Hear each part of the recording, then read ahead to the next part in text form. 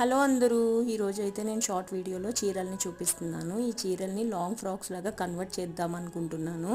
నేను కుట్టనులేండి, బయట కుట్టిస్తాను. అవి నేను ఏం చీరలు తీసుకున్నాను అనేది మీతో షేర్ చేస్తున్నాను.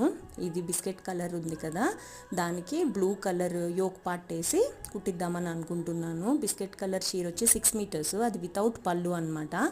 కొంచెం సేవ్ అవుతుంది కదా, అలాంటివి ఉంటే ఎక్కువ క్లాత్ ఉంటుంది, గేరా కూడా ఎక్కువ వస్తుంది. అది 800.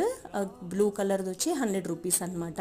పింక్ కలర్ వచ్చి మార్బుల్ చీర, అది వచ్చేసి 250 రూపీస్.